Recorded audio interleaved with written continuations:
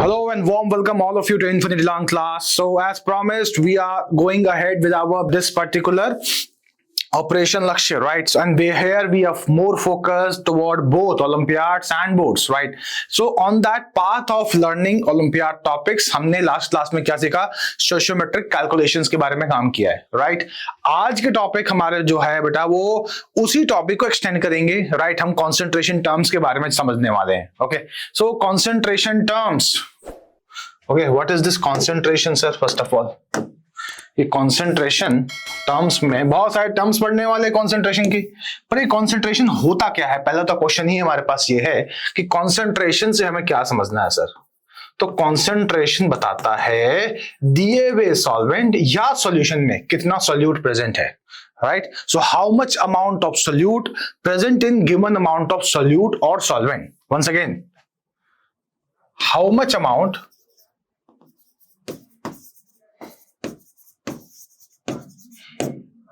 of solute present in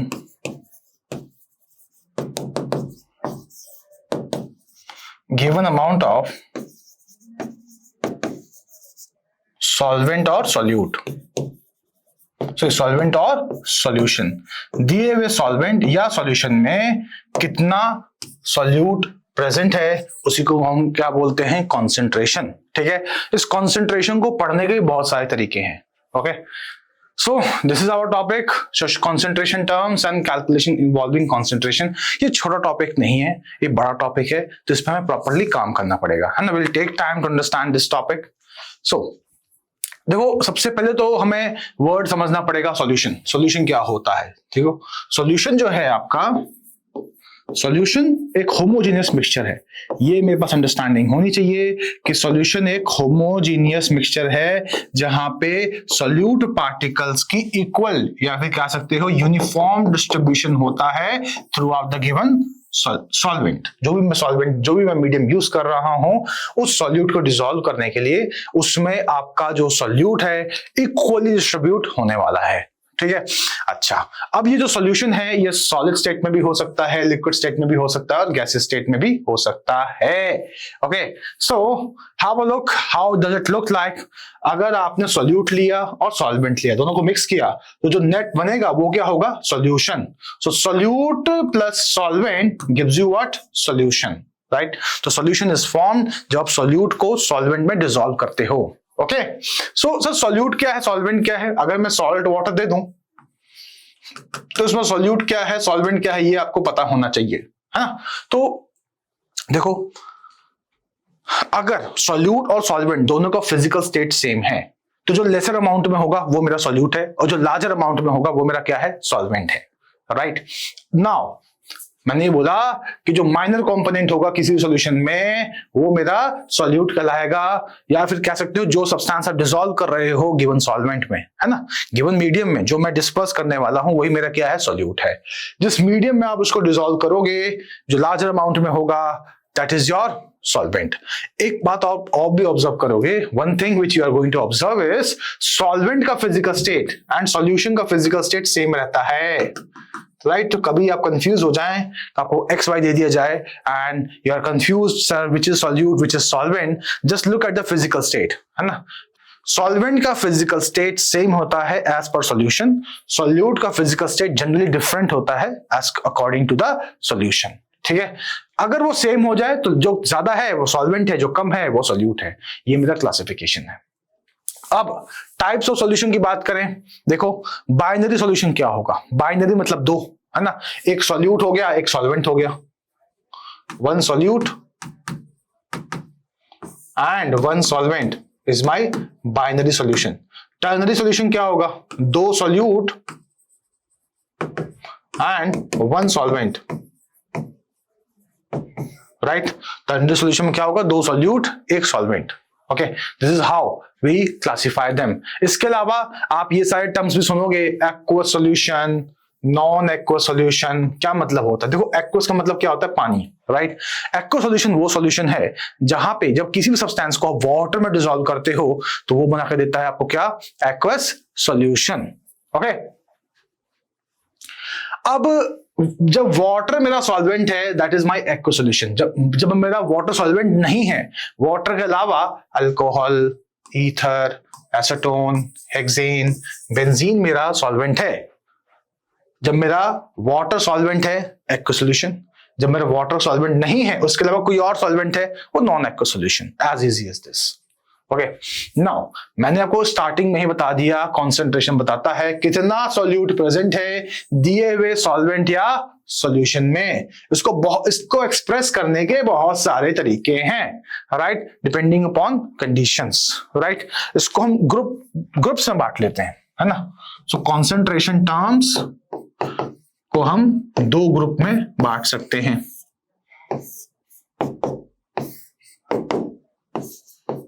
group A है, group B है। Group A में आप क्या ले सकते हो, molarity, normality, percentage weight by volume, percentage volume by volume, right, percentage volume by wait. Group A में जहां पे भी वॉल्यूम इन्वॉल्व है वो मैंने ग्रुप ए में रखा है। आप कह सकते हो सारे वॉल्यूम इज इन्वॉल्व, है ना। तो ग्रुप ए वाली जो कॉन्सेंट्रेशन टर्म्स हैं वो टेम्परेचर डिपेंडेंट हैं। ग्रुप बी की बात कर ले अगर हम, ग्रुप बी में क्या क्या आता है, molality, mole fraction, then percentage weight by weight, right. हम पीपीएम भी पढ़ लेते हैं इसमें, पार्ट्स पर मिलियन, राइट। तो इस तरह से हम कॉन्सेंट्रेशन टर्म्स को क्लासिफाई कर सकते हैं। Okay, so this is the classification. यहाँ पे वॉल्यूम टर्म्स नहीं आते हैं, तो ये क्या हो गया, मेरा वॉल्यूम इंडिपेंडेंट है, तो टेम्परेचर इंडिपेंडेंट है। देखो जब टेम्परेचर चेंज करते हो तो जनरली वॉल्यूम में चेंजेस आते हैं। वॉल्यूम में आ रहे चेंजेस आपके इन सारे कॉन्सेंट्रेशन टर्म को चेंज कर देगा, राइट। सो अब सॉल्यूशन कॉन्सेंट्रेटेड भी हो सकता है, सॉल्यूशन डाइल्यूट भी हो सकता है, बट आप एक बात ध्यान रखना, कॉन्सेंट्रेशन हमेशा with respect to solute define होता है। Once again, concentration is always defined with respect to solute.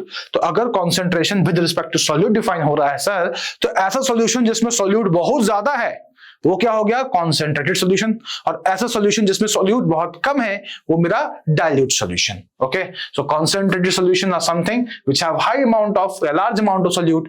Dilute solution is something which have less amount of solute. So this is how you classify your concentrated and dilute solution. यह दिख भी रहा होगा आपको, यहाँ पे आपको दिख रहा है बेटा कि कम पार्टिकल्स हैं, यहाँ पे ज्यादा पार्टिकल्स हैं आपके।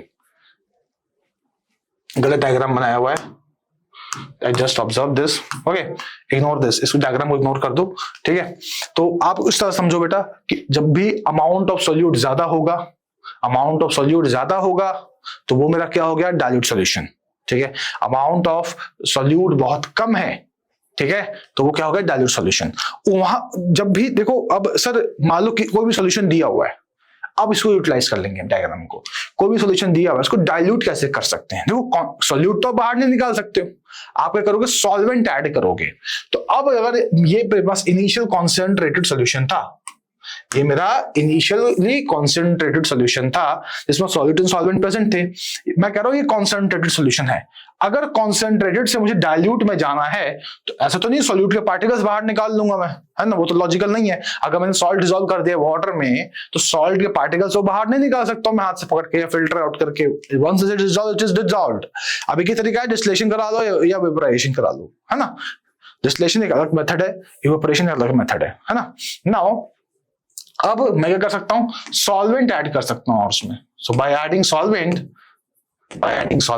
आई can perform this activity of diluting my concentrated solution. So this is how you can do this. Okay, चलिए कॉन्सेंट्रेशन टर्म्स की हम बात कर रहे हैं, तो ये सारे टर्म्स हमारे पास डिस्कशन में आने वाले हैं, मोलारिटी, नॉर्मैलिटी और सारे कॉन्सेंट्रेशन टर्म्स हम पढ़ेंगे। अब सबसे पहले तो हम समझते हैं मास परसेंटेज, ठीक है। अब मास परसेंटेज सिर्फ एक नहीं पढ़ाऊंगा मैं चारों पढ़ा दूंगा। परसेंटेज मेथड से, परसेंटेज मेथड परसेंटेज मेथड में हम बहुत सारे टर्म सीखने वाले हैं, राइट।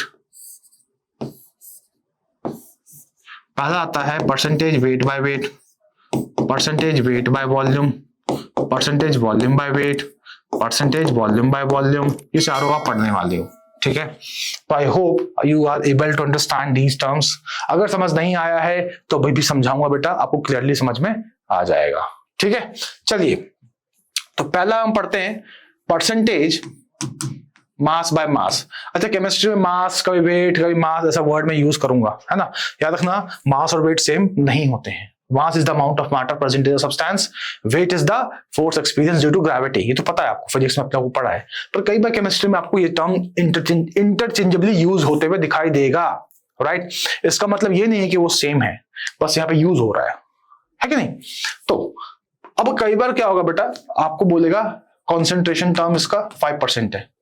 अब यहाँ पे देखो कुछ मेंशन नहीं है, क्या है, वेट बाय वेट है सर, वेट बाय वॉल्यूम है, वॉल्यूम है वॉल्यूम है वॉल्यूम है वेट है, क्या है। जब कुछ भी मेंशन नहीं हो तो समझ जाना वेट बाय वेट की ही बात हो रही है, ठीक है। जब भी परसेंटेज बस मेंशन हो और किसके रिस्पेक्ट में वेट बाय वेट है, वॉल्यूम बाय वॉल्यूम है, किस रिस्पेक्ट में है, वो that is not given, understand that it is your weight by wait. तो परसेंटेज वेट बाय वेट क्या बताता है सर, ये इंफॉर्मेशन दे क्या रहा है।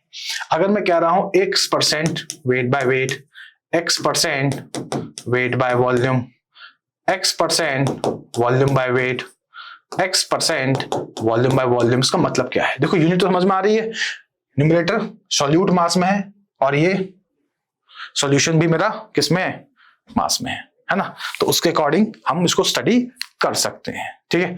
तो आई होप आपको यहां तक समझ में आया। चलिए आगे चलते हैं। So now we are going to focus that how we can calculate these concentration terms by percentage method, right? So if I'm mentioning that x% mass by mass, okay, wait, yeah. If I'm mentioning x% mass by mass, right? Or I'm mentioning x% weight by volume, volume by volume, volume by weight, right? So how we can interpret the data, first of all, right? See, percentage is always studied with up to 100%, right? So now what मैं ये क्या बोल सकता हूं यहाँ पे कि अगर दिखा हुआ है x% मास बाय मास, यानी कि x ग्राम सोल्यूट प्रेजेंट है 100 ग्राम सॉल्यूशन में, राइट। अगर लिखा हुआ है x% वेट बाय वॉल्यूम, इसका मतलब क्या है सर, x ग्राम सोल्यूट प्रेजेंट है, x ग्राम सोल्यूट प्रेजेंट है 100 ml सॉल्यूशन में। सर यहाँ पे आपने 100 ml क्यों लिखा, क्योंकि वॉल्यूम किसमें बेटा, यहाँ पे ml, वॉल्यूम आ गया ना यहाँ पे, तो ml में ले लिया मैंने। अब ये क्या है सर, वॉल्यूम बाय वेट, तो आप बोलोगे x ml सॉल्यूट प्रेजेंट है 100 ग्राम सॉल्यूशन में। यहां क्या होगा, x ml सॉल्यूट प्रेजेंट है 100 ml सॉल्यूशन में, राइट। तो इस तरह से आप परसेंटेज मेथड को यूज करें and yes get your answers, right. So ये आपका हो गया बेसिक आइडिया, राइट। इस पे बेस्ड क्वेश्चंस कैसे आएंगे बात करेंगे उसके ऊपर, राइट। अब देखो यहाँ पे अगर मैं एक फॉर्मूला लिखूं परसेंटेज मास बाय मास का, राइट, तो फॉर्मूला बन जाएगा परसेंटेज मास बाय मास का मास of solute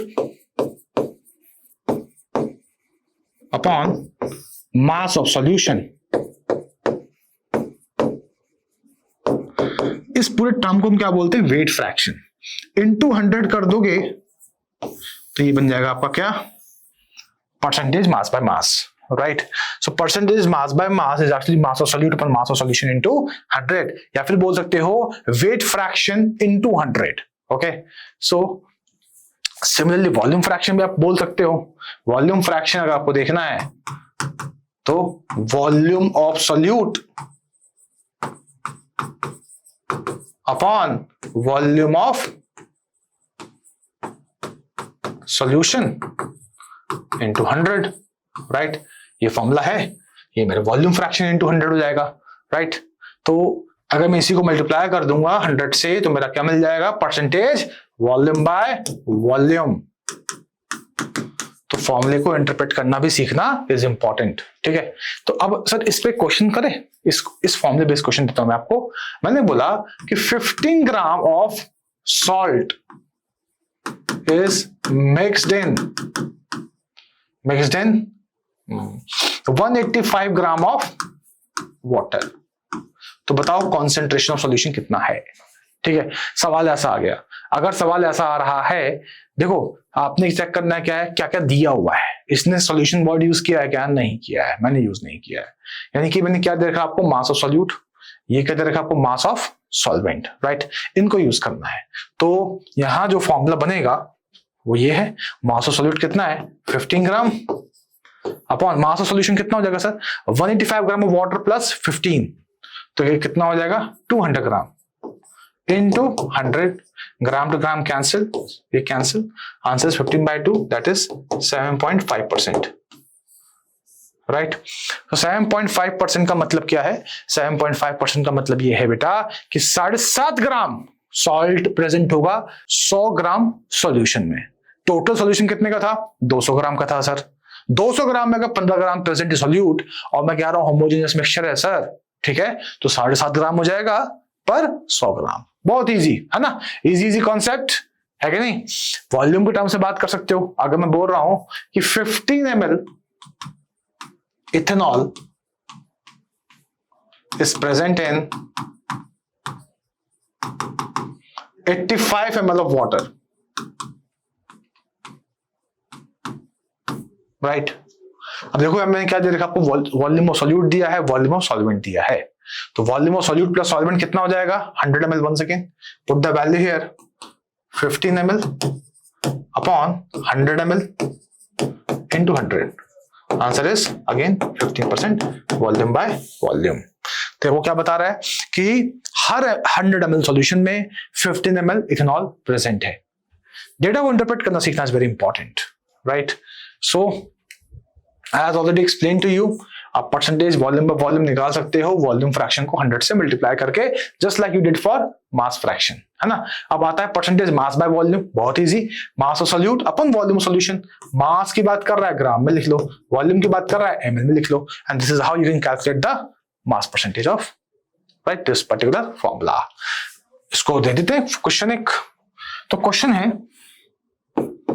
15 gram of NaCl is dissolved in 500 ml of solution। अब देखो यहाँ पे सॉल्यूशन दे दिया मैंने सीधा आपको। कैन यू टेल मी, क्या आप मुझे बता सकते हो कि यहां पे परसेंटेज मास बाय वॉल्यूम क्या होगा? जो बड़ा इजी सवाल है। मास कितना दिया हुआ है 15 ग्राम, वॉल्यूम सॉल्यूशन कितना है sir 500 ml into 100, right, so 15/5 it is 3, right, तो 3%, यानी कि हर 100 ml में, हर 100 ml सॉल्यूशन में 3 ग्राम क्या प्रेजेंट है आपका, सॉल्यूट प्रेजेंट है। आप सिमिलरली वॉल्यूम बाय वेट का निकाल सकते हो। वो क्या होता है, volume of solute upon mass of solution into 100, right? So as per the question you can just apply your concept here, right? अभी हम कोई कॉन्सेप्ट सीख रहे हैं बेटा, हम इस पे बेस्ड क्वेश्चंस को भी प्रैक्टिस करेंगे आने वाले क्लासेस में। सो मोल फ्रैक्शन एक और टर्म है मेरे पास, है ना। तो मोल फ्रैक्शन की अगर बात करूं, मोल फ्रैक्शन क्या बताता है, राइट। देखो मोल फ्रैक्शन जनरली एक्सप्रेस किसके लिए होता है, मिक्सचर्स के लिए होता है क्या नहीं। मिक्सचर आपका होमोजेनियस हेटेरोजेनियस कोई भी हो सकता है, right. It carries a great importance, right, in thermodynamics, जो कि एक पार्ट है फिजिकल केमिस्ट्री का, राइट। तो मोल फ्रैक्शन किसी भी कंपोनेंट का आप स्टडी कर रहे हो, वो दरअसल बताता है रेशियो उस पर्टिकुलर सब्सटेंस का to the total number of moles of all the component. So mole fraction of solute अगर आपको पता करना है, what you're going to do is number of moles of solute upon number of moles of solute plus solvent। ये भी n ही होगा बेटा। तो इसने कैपिटल N मान लिया है ना, ठीक है, कोई नहीं, अलग से साइन दे दिया उसको। तो स्मॉल n मैंने किसको दे दिया, सोल्यूट को, कैपिटल N किसको दे दिया मैंने, सॉल्वेंट को। तो मोल फ्रैक्शन अगर मेरे को निकालना है सोल्यूट का, तो number of moles of solute upon number of moles of solute in solvent. अगर मैं सॉल्यूट को B मान लूं, if I am assuming solute to be B, right, तो NB is equal to Na plus NB। तो ये क्या हो गया मेरा XB हो गया, और तो X से क्या हो गया मेरा सॉल्वेंट हो गया, तो Na upon Na plus NB। और ये याद रखना बेटा, mole fraction of solute plus mole fraction of solvent is always equal to 1। Fraction तो 1 से ऊपर हो नहीं सकता ना, total sum of fraction is always 1, है ना। और परसेंटेज निकालना है तो मोल फ्रैक्शन इनटू 100 कर लो, आप you will get the percentage mole of that particular given data. Okay, here is the question, calculate mole fraction of glucose in 10% aqua solution. देखो यहाँ पे कुछ मेंशन नहीं किया उसने, स्मार्ट है पर हम उससे ज्यादा स्मार्ट है बेटा। हमें मुझे पता है कि ये क्या है, 10% मास बाय मास, राइट, यानी कि सर अर्थात 10 ग्राम ऑफ क्या प्रेजेंट है, ग्लूकोज प्रेजेंट है 100 ग्राम सॉल्यूशन में। 100 ग्राम में क्या होगा, 90 ग्राम मेरा क्या है, पानी है। कैसे मालूम पड़ रहा सर आपको, एक्वस लिखा हुआ ना यहाँ पे। स्मार्टली काम करना है। मुझे मास ऑफ सॉल्यूट मिल गया, मास ऑफ सॉल्वेंट मिल गया। कैसे मालूम पड़ा सर सॉल्यूट है सॉल्वेंट है, देखो वाटर का फिजिकल स्टेट और सॉल्यूशन का फिजिकल स्टेट सेम दिख रहा है मुझे, तो मैंने वहां से पता कर लिया। स्टिल कंफ्यूज हो, लार्जर क्वांटिटी स्मॉलर क्वांटिटी, है ना। तो अब मैंने क्या करना है बेटा, इनका मोल निकालना। Number of mole of glucose क्या होगा, 10 ग्राम upon 180 gram. Number of moles of water क्या होगा, 90 ग्राम अपॉन 18, है ना। तो 1/18, और ये क्या हो जाएगा 5, अगर मैं सही कर रहा हूं तो ये मेरे आगे बेटे क्या मोल्स आगे ग्लूकोज और वाटर के। अब मुझे इसको फॉर्मूले में डाल देना है। फॉर्मूला ये रहा बेटा, मुझे अगर ग्लूकोज का मोल एक का निकाल लो दूसरा निकल जाएगा। क्या करोगे, mole number of moles of glucose upon number of mole of glucose plus water के मोल्स। सॉल्व कर लो, you are getting it as 0.01। If it is number of, मैं चेक करना पड़ेगा, आई एम नॉट श्योर, या इतना ही आना चाहिए। अगर ग्लूकोज का 0.01 है तो वाटर कितना हो जाएगा, 1 minus mole fraction of glucose. So 1 minus 0.01, answer is 0.99, है ना। तो इस तरह से पता कर सकते हो। सो get ready for an activity now. I hope यहां तक आपको समझ में आया है। चलिए, if the volume of alcohol in a solution is 50 ml and total volume of the solution is 200 ml, what is the volume percentage. देखो data को पढ़ना सीखो, बहुत इजी कॉन्सेप्ट है। क्या बोल रहा है, वॉल्यूम ऑफ अल्कोहल दिया, अल्कोहल सोल्यूट होगा ना, ठीक है। बोल रहा है सोल्यूट किसी सॉल्यूशन में कितना है जी, 50 ml है। टोटल वॉल्यूम ऑफ क्या दे रखा है इसने, सॉल्यूशन क्लियरली बोल दिया कितना, मेरा काम आसान हो गया 200। इसने पूछा परसेंटेज वॉल्यूम बाय वॉल्यूम, तो वीडियो को पॉज करके आप यहाँ पे सॉल्व कर सकते हो, right. So 50 ml volume of solute, total volume of solution 200 ml, right, into 100, right, cut गया। Answer is 25% volume by volume है, मेंशन करना पड़ेगा यहाँ पे। क्या मतलब है सर इसका, 25 ml सोल्यूट प्रेजेंट है 100 ml सॉल्यूशन में, ये मेरा answer, right, is right answer. The mole fraction of solute in a solution is 0.2। बोल रहा है सोल्यूट का मोल फ्रैक्शन दिया हुआ है सर जी 0.2 है। बताओ मोल फ्रैक्शन ऑफ सॉल्वेंट कितना होगा। अपनी शक्तियों का इस्तेमाल कीजिए, पहले वीडियो को पॉज करके सॉल्व करिए इसको, ठीक है। सॉल्यूट प्लस सॉल्वेंट कितना होता है, 1 होता है। अगर ये 0.2 है और आपसे सॉल्वेंट का पूछ रहा है तो लगाओ दिमाग, कितना आएगा बेटा, 0.8 आएगा। ये रखा हुआ नीचे आंसर, ठीक है। चलिए, अगर आपने बेटा यहां तक समझा है, ठीक है, मैं रिक्वेस्ट करूंगा यहां तक प्रैक्टिस करके आए। अगले लेक्चर में हम मोलालिटी, मोलारिटी, नॉर्मलिटी के ऊपर काम करेंगे, है ना। I hope you all understood till here, right? So if anybody is having any doubt, comment down in the chat section or comment box, right? So I'll be there to help you all, and I'll be taking up that in the next session also. So I hope you enjoyed this session, right? Keep studying, right? So have a great day. Bye bye. Take care.